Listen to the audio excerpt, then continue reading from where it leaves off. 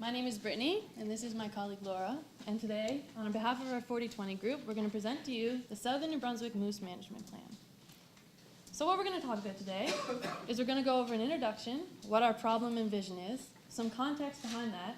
I'm going to hand it off to Laura. She's going to explain to you what Objective 1 is on the population resilience.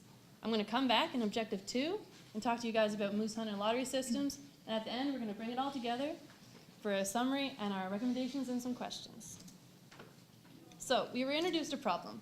Our problem was there was a decline in the Southern New Brunswick moose population, and there was ongoing hunter dissatisfaction with the current province harvest strategies. So with this, we created a vision. We wanted to develop a strategic management plan for the New Brunswick moose population to maximize the satisfaction of our stakeholders. Our stakeholders include the Department of Energy and Resource Development, the citizens of New Brunswick, and of course, New Brunswick moose hunters. So in the beginning, we started with the entire province. So New Brunswick is made up of 27 wildlife management zones. We received population data from ERD, and we made a map. So this map indicates the slope of the estimated moose population per wildlife management zone. As you can see, there's a significant difference between the northern zones, which is indicated in red, which is zone 20, in comparison to the northern zones, which is in green. So now I'd like to give it to Laura to talk to you guys about narrowing our focus and what that entails. As the scope of our project presumed, it was evident to us that we really had to narrow down, focus on 1 to 2 things. So we chose for the main part of our project, the southern area, so we have in red, is Wildlife Management Zone 20. There are a few reasons we chose this zone. First, it is the largest southern wildlife management zone. Along with that, it has the highest population in the south. And it's experiencing, for moose populations, the greatest decline in comparison to the entire province. Also taking into account that there has been headline news in northern New Hampshire based on the moose populations declining so drastically, which is more so due to parasites such as ticks. So using our most southern zone, it is the closest we could compare to northern New England. And so a lot of our tick data and other information is based there because there is so much further research going because the problem is that drastic. The populations of zone 20 and 4, so if we go back, zone 4 at the top is our most northern zone, so it's our comparison between zone 20 and zone 4. These have similar areas, so it was a great comparison to do north versus south. And the populations are actually doing the opposite of each other. So the top here in the lighter area is zone 20. It was increasing, but around 2007 and drastically 2010, it happened the worst decrease in all of New Brunswick for moose population. And zone 4, which is shown in the dark area, is actually increasing. So our comparative zones from north, which is zone 4, and zone 20, which is in the south, are completely opposite. So the whole point of our project and what they surrounded around was our objectives.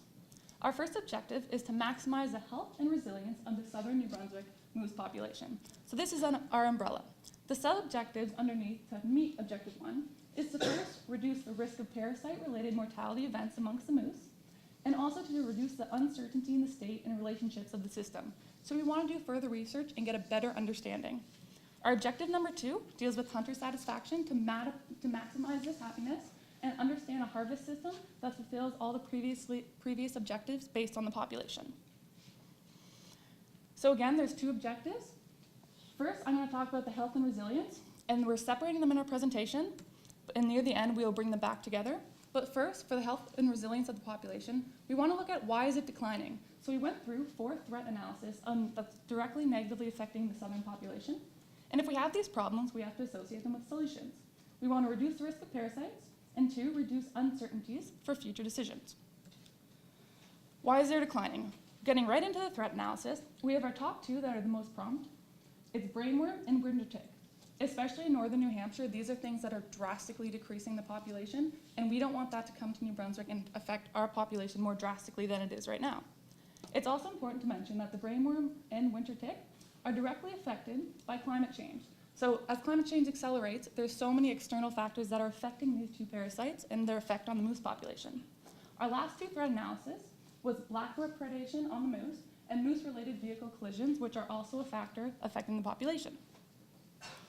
Jumping right into P. tenuis, otherwise known as brainworm, we know that is directly associated with deer. So if you look at the top life cycle, the adults are hatching eggs in the deer, It's going through the digestive tract, being excreted through feces. Then it's being picked up by gastropods by the foot, so snails and slugs. And then when moose are browsing on plants, they're actually ingesting these gastropods. It goes through the moose tract and it affects the brain and spinal cord, resulting in abnormal behavioral changes. Unfortunately, this affects the moose so bad that they take away from foraging for food and can result in other fatalities like starvation. They can wander on roads or even walk into lakes because the parasite is affecting their brain activity and spinal function. So because we know it's directed to white-tailed deer, deer have actually been rare at one time in the Maritimes and of course have come up recently. We think that they were rare back then due to very drastic winters and high snowfall, but as time went on, there is an overlap of habitat between moose and deer. We think this is based on climate change, deforestation, and a removal of their natural predators. Again, the primary parasite, we know it's affecting deer, so moose and deer are completely correlated in their densities and how that's affecting P. tenuis. So we decided to focus in on zone 20 again and graph them. If you look at the top, there's large oscillations, and this is the deer population. So in zone 20, even though the oscillations are regulating back and forth, it is always remaining above the moose population, which is the lighter line. In 2016, so our most recent information, the deer density is actually only 1 deer per kilometer square. Moving on to the comparison of zone 4, it's actually swapped. So the deer, which is in the dark, is below and always below the moose population. And again, as I said previously, in zone 4, so the northern region, the moose population is drastically increasing. The density of deer in zone 4 is 0.08, so much lower. Now I'll draw your attention back to this graph, and these are the cases of P. tenuis that they've told ERD about, that have actually been brought to the attention. And it's from 2002 to 2015. There's definitely uncertainties because the deaths are not always confirmed to be P. tenuis because, again, this is a parasite in the form of a worm that's in the brain, and you have to do a full dissection of the brain to find the worm, which is actually very difficult. So all these numbers, we believe it's P. tenuis, but it cannot always be sure because they did not always find the parasite. And these, again, are only reported cases, so many more fatalities could have happened, but just were not reported to ERD. And you can see that there is a very drastic increase from 2005 to 2006 around that area. But if you draw your attention to the y-axis, the numbers are very low. So even though this peak does seem very high, it is only 7 individuals. So this is representative, but you have to take into account that the low individuals cannot really represent the whole population. So moving on to our next threat analysis, we're going to go into the winter tick, which is a very evident problem. It's an ectoparasite that's targeting ungulate species. So the deer have actually evolved with this. That means they're more used to it and they're good at grooming themselves so that the tick infestation on them isn't as drastic. Unfortunately, moose have not evolved so they are not taking the ticks off themselves. They're not grooming themselves properly. This can negatively affect the moose. It results in significant blood loss because they have such a high concentration of ticks on them, and this can result in anemia, especially in the younger moose. And substantial hair loss, as you can see in the individual in this photo. So because they can't groom themselves, but they have high concentrations of ticks, it results in them scraping against rocks and trees and just trying to remove them from their body, resulting in hair loss. And when it comes to winter, they can't survive all the time, especially the babies, because of the cold temperatures, and they don't have any thermal cover. So we wanted to look at the conditions affecting the tick abundance. So why are they so abundant in New Brunswick, or what can we do to make them not abundant in the future? We've brought it down to 2 main concepts. First, it's dependent on climate change. So the onset of winter, the beginning, we're looking at the fall. When it's ever greater than 2.5 centimeters of snow on the ground, it affects the larval questing. So that's the opportunity of the ticks to grab onto a host. And if it's over greater than 2.5 centimeters of snow, that is much less significant. And the length of the winter. So that means we're looking into the spring. And this is when the females are dropping off of the host and then hopefully not reproducing, and it's dependent on if they land in snow or not. Another thing affecting the winter tick abundance is the moose density. This determines how many questing ticks find a host. So again, the opportunity. If there's more moose, there's more opportunity for the ticks on the ground to attach to a host. And the low moose densities have been known to reduce the impact of parasites. So if we keep the moose population down, hopefully we're also keeping the tick number down.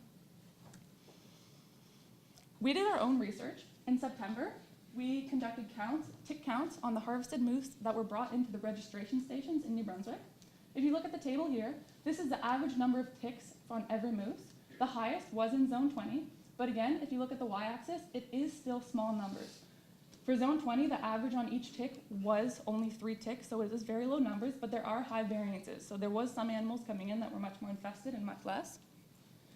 Drawing our results to a table on the right, drawing your attention to zone 20, which is in the box, the red box. We did get a sample size of 19, and over half of those were infested with ticks, but again, the average number was only 3 ticks. We can denote these small numbers to the timing, because it was in early September, so there wasn't that many ticks attached to the animals, and they weren't that engorged with blood. We're fortunate enough at New Brunswick to have our own professor, Dr. Nocera, who's doing ongoing research about the ticks in New Brunswick.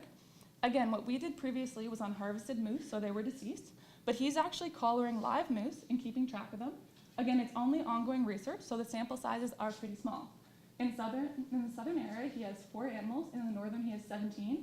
But even with those small numbers, if you look at the graph on the right, the south does have a much larger average number of ticks per moose, but there is a high variance. So the high variance could be due to the high p-value that was the result of his beginning of his study, and that resulted in a difference not statistically significant as of now, but of course, much further research is going to be done.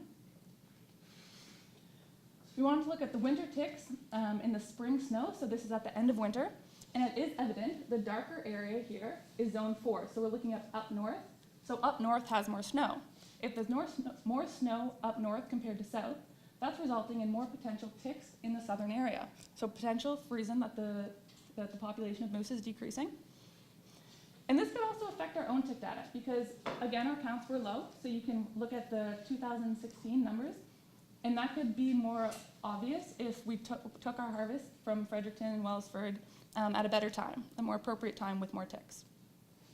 Next, we're looking at the onset of winter, so in the beginning of the fall. This graph is a little hard to understand, unfortunately, but it does have calendar days of the year. And what we did, we went through the years from 1994 to all the way to 2016, and we noted the first snowfall every fall that was greater than 2.5 centimeters. So again, that's stopping the opportunity of ticks attaching to the host. So to kind of understand the numbers, October 1st is here, and November 1st and December 1st, so you can look over. Most of the first snowfalls are between November 1st and December. The big thing about this graph, it is variable. So some years the south has snow first, and some years the north does. It definitely goes back and forth. Again, I talked about previously how there are headlines that are illustrating the northern New Hampshire and how drastic the moose population is declining. So we wanted to compare our representative zones in New Brunswick to northern New Hampshire. We use Berlin, New Hampshire, because that's where they're doing moose collaring and more studies. So that is the green line here, which is actually similar to the yellow, which is zone 20, it's our southern zone. The north is much colder because these were average temperatures throughout the years. So north definitely is not on the same standard because it is so much lower, but our south representative in New Hampshire are quite close in temperature. Our third threat analysis, moving forward from the parasites, we want to look at black bear predation and how that's affecting the moose population. It is their only natural predator in the province of New Brunswick. And if a bear does predate on a moose, it's going to be one of the babies, so something that's under 2 months of age. So they're not really going to usually take down a mother or an adult moose. We should also understand that bears are opportunistic feeders. So if there is other food that is available around, they're not going to try and take down a big moose. For our project, we did not consider this a major threat, but it is definitely open for more research and further information can be gathered in our province. The final threat analysis, we looked into moose-related vehicle collisions. If you look at the graph on the right, the top solid line is the moose population from 2000 into 2015, and then the broken line is how many moose collisions and vehicle interactions there has been. The moose crossing increases in early spring and throughout the summer. This is for a multitude of reasons. They're really attracted to the roadside vegetation because we're doing so much cutting that the regeneration growth is coming back and forth quicker. So they're coming to feed on the plants, and after a long winter, they're in search of minerals. So again, they're looking for the aquatic vegetation. Mortality rates from a result of the graph, it's good to note that they're never above 1.5. So for this project, we concluded that it is not a significant mortality factor, but of course, more research can be put forward, and from a human perspective, it is a devastating problem that moose and vehicle collisions is still a major issue. So we've talked about our threat analysis. These are our problems. This is what's affecting the moose population. We need some solutions. How are we going to approach this, and how should we manage the population? Our main focus is to manage for resilience, a sustainable population, and we want to steer away from the problematic parasite thresholds. How are we going to do this? We want to utilize adaptive management ideas. This can be done by monitoring the system. So there's been so much work done in New Brunswick, but we can only improve from here. We want to reduce the uncertainty of our research, so have more specific and more repetitious data so we can get positive conclusions. And that can move on to informative future decisions so we can make the right management decisions to move forward and help the population. I spoke about resilience earlier. How do we measure resilience? What is resilience in a moose population? How we decided to measure this was first on optimal sex ratio. So ideally, it would be 40 bulls to 60 cows. And on individual reproductive fitness, so the twinning rate and reproductive samples, so we can better understand how the future populations are going to move forward. And individual body condition. So this is hair loss index and marrow samples, so we can understand how healthy each moose is. And rearing down back into our objectives, it's very important for us to understand the densities, so that because they apply directly to the winter tick and brainworm. So we want to stop and reduce the risk of parasites. So drawing your attention to Wildlife Management Zone 20, these are the current moose densities and deer densities. The thresholds, this is the level that if the population exceeds, moose die-offs are going to be recorded and a result of exceeding the threshold. So they're definitely varying on location. And I'd like to draw attention to the New Hampshire threshold, because again, that's an area where there's a significant problem in the moose decline. And keeping the herd under these levels will definitely minimize the impacts of parasites. So moving on with the New Hampshire threshold, because that's what we like to base our information on, because we have fear that it will come to New Brunswick. We've adjusted this New Hampshire threshold so that it does apply to our southern area, so again, Zone 20. Comparing the New Hampshire and why we've adjusted it is based on first climate, then we want to look at forest types and browse quality of New Hampshire compared to New Brunswick, and the elevation. So if you look at the map on the right of northern New Hampshire, it is much more mountainous than anywhere in New Brunswick, so we have to take advantage of that and make note. And also the human population density, so how many humans are there to moose? So we need solutions to reduce the risk of parasites. We created these thresholds, and first, for looking at winter ticks, it's about 700 to 1,000 moose, or a kilometer square area in regards to that is 0.15 to 0.2 moose. And we have to allow these moose numbers to decline into this range and then maintain them. Looking at brainworm, that would be, our threshold would be 8,000 deer, or 1.5 deer per kilometer square. And we do not allow deer to exceed this historical high because it would increase the parasites. And we will become more important as climate change progresses because again, there's so many external factors affecting this.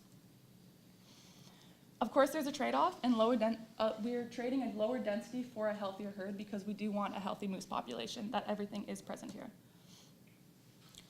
Continuing on with the objectives, we need solutions. So what are we going to recommend to move forward? We recommend that ERD moose registration station, so where we took our tick data, does reproductive and marrow samples at all if possible, and continuing to do tick checks throughout the province. It can better our understanding. And as far as aerial surveys go for ERD, we want them to take account hair loss index and record that value for each moose that is seen, and again, twinning rate, so we can have a better understanding of the future population. So, reiterating, I looked at objective 1. We've talked about why is there a decline and the solutions to do so. And now we're going to narrow down to objective 2 with Brittany. So our second objective is we want to maximize hunter satisfaction. So why are they dissatisfied? It's perceived fairness. They don't think that the system is fair. And season timing. Some solutions we're going to establish, and some narrowing down our solutions for Zone 20. So what happens to the moose hunt when the moose population declines? Well, the hunt is a very important part of New Brunswick, whether that be economically, ecologically, or socially. Less moose means there's less tags to be allocated to the public and less people get to go hunting.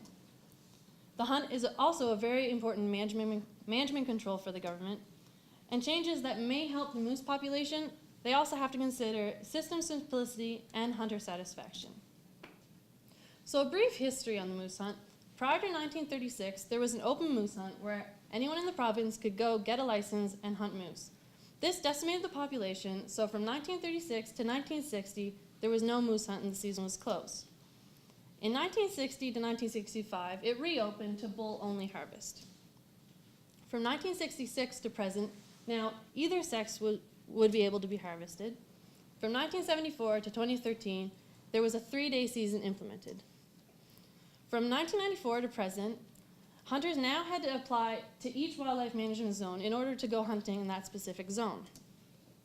From 1996 to present, a designated hunter was now allowed to accompany the principal license holder. So that means 2 people were able to go out and go hunting underneath 1 license for 1 moose. And from 2014 to present, the hunting season was extended to 5 days. So what does the current harvest system look like in New Brunswick right now? It's a random draw system with increased entry per unsuccessful years. So for example, in Pool 0, if you were unsuccessful for 0 to 4 years, your name would go into the pool 1 time. If you were increasingly unsuccessful for 5 to 9 years, your name would go into the same pool, but it would be put in 3 times. The current season is 5 days long with option to harvest either bull, cow, or calf. And it is on the last Tuesday to Saturday in September. It occurs during the moose mating season because this is when males and the moose are more actively searching for mates. There are some current issues with the harvest system right now. Under lottery, increased entry does not necessarily mean increased success. So if you were unsuccessful for so many years, your name gets increased into the ballot, but it is in the same pool as everyone else. So say if someone got drawn 2 years in a row, their name is still in once, but their name is in the same pool as you are. So there's no priority status. Also, anyone can apply for a moose license right now. Even though when buying a moose license and going hunting, you need a specific hunter education course in order to do so. Right now, you can apply without that requirement. Some issues with the season. So while we were collecting data at the moose registration stations, there was expressed concern by the hunters that the season should be moved from late September to early October because at these lower temperatures, the moose are more mobile and easier to hunt. This sparked our interest, so we decided to conduct a survey. We conducted a survey from January 30th to February 20th in 2017. We distributed it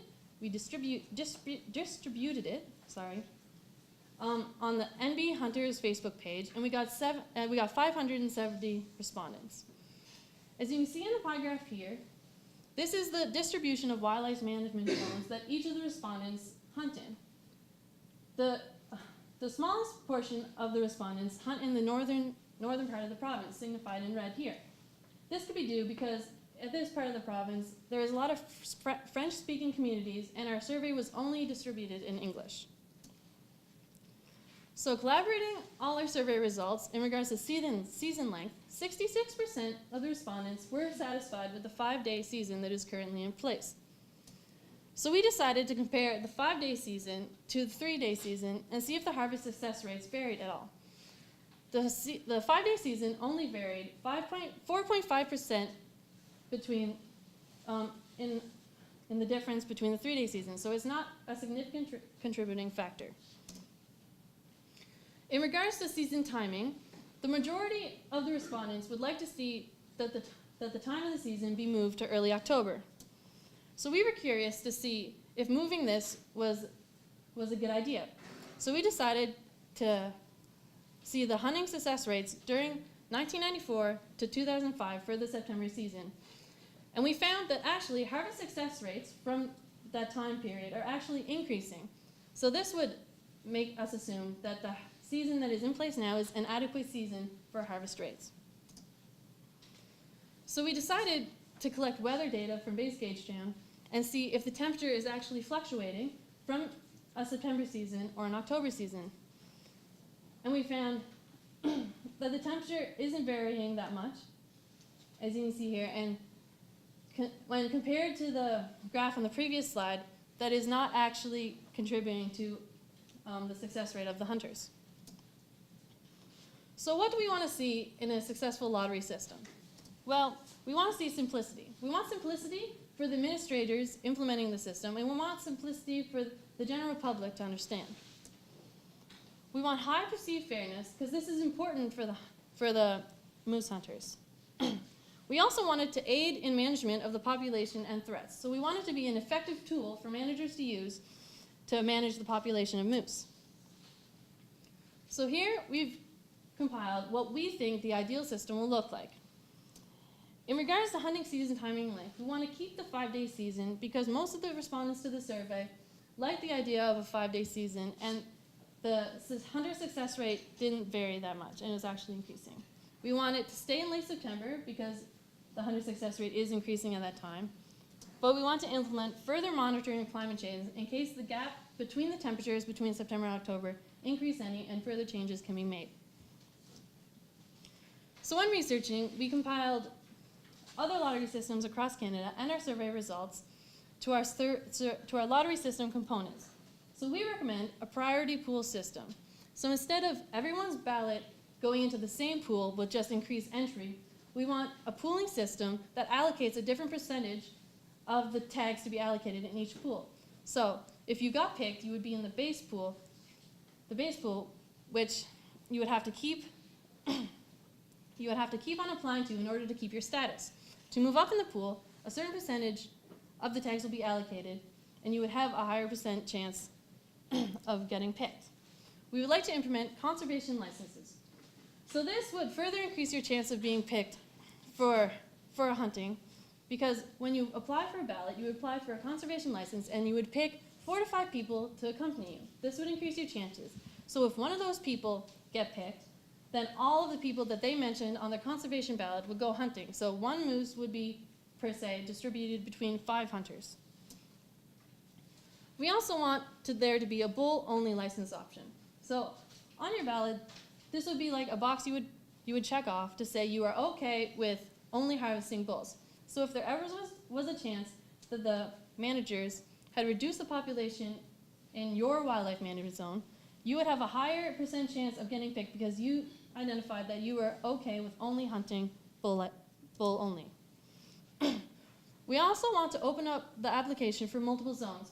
So per se, if the zone you wanted to hunt in had a lower % chance of you being picked, you could apply for another zone that would increase your chances.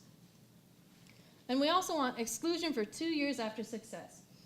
So in these 2 years, you still have to apply, but you know you will not be selected for the draw. This provides increased opportunity for other people who have not been picked for a while, and it secures your status in the priority pool. So after those 2 years, you get bumped up to the next pool with more tags to be allocated. And we also want an application requirement.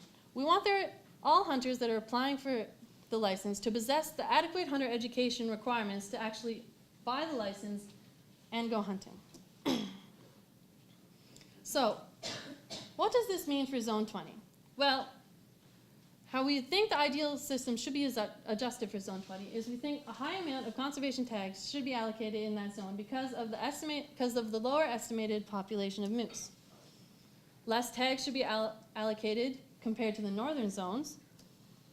Exclusion from the draw for 2 years to be entered into the base pool, and bull-only tags to strive for the optimal sex ratio of 40 bulls to 60 cows. So in summary, our recommendations are population monitoring should be implemented to reduce the uncertainty of the current moose population, whether that be at moose registration stations or aerial surveying. We want to manage the population to be below parasite thresholds. In winter ticks, that would be from 0.15 to 0.2 moose per square kilometer, and in brainworm, 1.5 deer per square kilometer. And we want to adjust the harvest as a management tool, but also consider hunter satisfaction. With less tags to be allocated in Zone 20, more conservation tags, exclusion from the draw after you were successful, and sex-specific harvest. So in summary, our problem was there was a decline in the southern New Brunswick moose population and ongoing hunter dissatisfaction with the current harvest strategies. We want to minimize the effects of the main threats and keep the herd below a parasite threshold with rigorous monitoring and to reduce uncertainty. A small, healthy herd sacrifices the satisfaction of the hunters, but if we determine an ideal system, this can be adjusted to suit small herds with maximum satisfaction. So now, I would like to take the time to thank everyone that helped us during our project. We wouldn't be able to be up here today without them. And at this time, I'd like to invite the rest of my group up, and we will be able to answer any questions that you have. Thank you.